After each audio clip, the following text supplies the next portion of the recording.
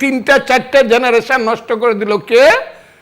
যাকে আমরা মনে করেছিলাম বাংলার মহান সন্তান জনাব মোহাম্মদ অধ্যাপক ইউনূস, উনি সমস্ত জিনিসটাকে সর্বনাশ করলেন। উনি চারটা জেনারেশন, আজকের জেনারেশন, আগের জেনারেশন, এখনকার জেনারেশন যেটা এনসিপি করছে, এবং তার পরবর্তী সময়ের দুইটা জেনারেশনকে ধ্বংস করে দিলেন। এখানে যায় এখানেই গণপিটুনি খাবে।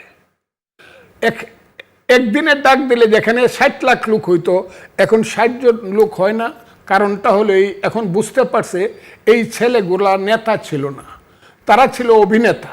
এই ছেলেগুলাও নেতার অভিনয় করছে, এবং নেতার অভিনয় করছে বলে এই ছেলেগুলা আঙ্গুল ফুলে কলা গাছ, কলা গাছ ফুলে বট গাছ, বট গাছ ফুলে জোড়া, এদের একটা ছেলেকেও কেউ বিশ্বাস করে না। মানুষ থুতু দেয়, ঘৃণা করে, প্রত্যেকটা এমন ঘৃণা করে, এটা অকল্পনীয়। পুলিশ ছাড়া কোথাও গেলে গণপিটুনি এমনভাবে খাবে, তারা রাস্তায় পড়ে থাকবে, কুকুরের সাথে কেউ টেনেও তুলবে না। আপনি বিশ্বাস করেন কিনা, আপনি তো বলছেন যে এই কালো শক্তি থেকে বের হয়ে আসতে হলে আমাদের আদর্শগত পরিবর্তন দরকার। সেই আদর্শিক জায়গা থেকে তাহলে তরুণদের কথা আসে, আমাদের তরুণ প্রজন্ম, দেশে যারা এখন আসলে রাজনীতি করতে চায়, এখন যারা রাজনীতি করছে। 2 বছর আগে একটা অভ্যুত্থানের মধ্য দিয়ে, বিপ্লবের মধ্য দিয়ে, আন্দোলনের মধ্য দিয়ে নতুন একটা তরুণ রাজনৈতিক দল হলো। সার্বিকভাবেই যদি বলি, স্পেসিফিক না করে যদি এনসিপি সম্পর্কেও না বলি, সার্বিকভাবেও যদি বলি তরুণ রাজনীতিবিদদের কাছে তাহলে আমরা কি ভরসার জায়গা রাখতে পারি কিনা? যেই কমিটমেন্টের কথা আপনি বললেন আদর্শের জায়গা থেকে, সেই আদর্শের কমিটমেন্ট কি, মানে আদর্শিক জায়গাটা কি তরুণ রাজনীতিবিদদের মধ্যে তৈরি হচ্ছে না? এটার কারণ হইল আমরা একটা জিনিসকে দেখিনি।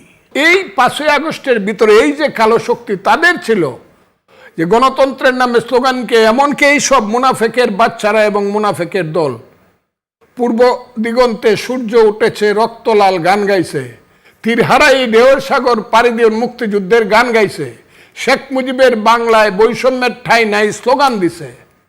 তখন কালো শক্তি পিছনে ছিল, ছেলেরা সামনে ছিল। 5ই আগস্ট হওয়ার সঙ্গে সঙ্গেই তারা বলা শুরু করলো, আমরা কি শুধু একটা ইলেকশন করার জন্য রক্ত দিছি?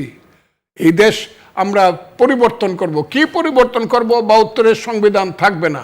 মুক্তিযুদ্ধ কোনো যুদ্ধ না, যুদ্ধ ছিল, মুক্তিযুদ্ধ ছিল 47 এবং 24।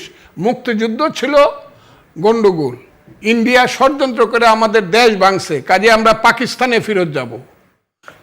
সংগ্রামটা তো এইখানে শুরু হইলো, দ্বন্দ্বটা এইখানে শুরু হইলো। আমরা তো শুরু করি এইখানে। 3টা 4টা জেনারেশন নষ্ট করে দিল কে? যাকে আমরা মনে করেছিলাম বাংলার মহান সন্তান জনাব মোহাম্মদ অধ্যাপক ইউনূস, উনি সমস্ত জিনিসটাকে সর্বনাশ করলেন।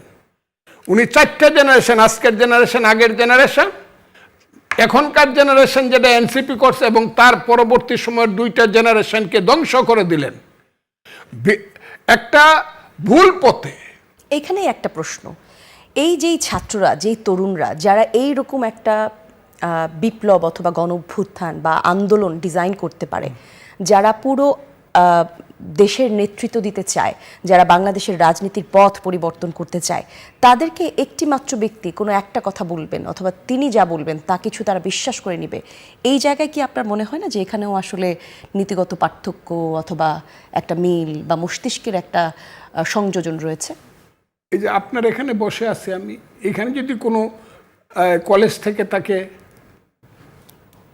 ভালো ভালো কলেজ যেগুলো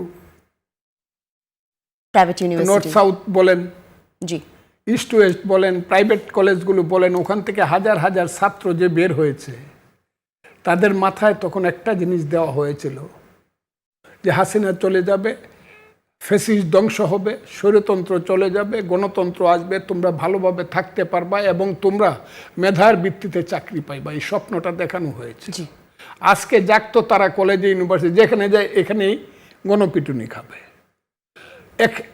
একদিনের ডাক দিলে যেখানে 60 লাখ লোক হইতো, এখন 60 জন লোক হয় না।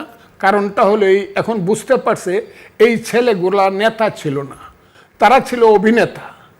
তাদেরকে দিয়ে অভিনয়টা করাইছে কে? ওই যে সিরাজউদ্দৌলা সিনেমা হইলে পরে এটা ডাইরেক্টর থাকে, পরিচালক থাকে খান আতাউর রহমান আতা। উনি আনোয়ার হোসেন রে বানায় সিরাজউদ্দৌলা বাংলা, বিহার, উড়িষ্যা বলার জন্য।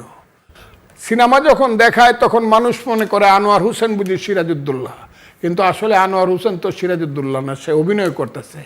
এই ছেলেগুলাও নেতার অভিনয় করছে, এবং নেতার অভিনয় করছে বলে এই ছেলেগুলা আঙ্গুল ফুলে কলা গাছ ফুলে বট গাছ ফুলে জোড়া, এদের একটা ছেলেকেও কেউ বিশ্বাস করে না।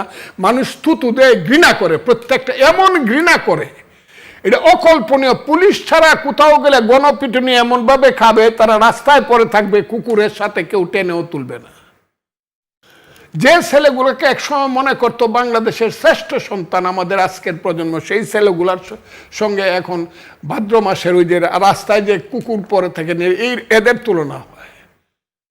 এরা তো ধ্বংস করে দিছে। যাদের 100 টাকা ছিল না, এখন 100 কোটি টাকা আছে। যারা 10 টাকা দিয়ে গাড়ি চলতে রিক্সায় চলতে বাসে চলতে পারতো না, তাদের এখন 100 কোটি টাকা আছে। কিন্তু তারা তো বলছেন তারা চাইলে সরকারকে আবার লন্ডনে ফেরত পাঠাতে পারেন। আবার ফেলে দিবে? তাইলে বলতে হবে, ধরুন তুমি দ্বিধা হও, আমি মাটির নিচে চলে যাই, চেষ্টা করে দেখতে পারে। এই সরকারকে আবার এরা ফেলে দিবে? অসম্ভব। এদের ডাকে এখন আর 2000 লোক জমা করা দেবে। হ্যাঁ, তবে ওই যে কালো শক্তি আছে, প্রতি শুক্রবারে মসজিদ থেকে বের হয়,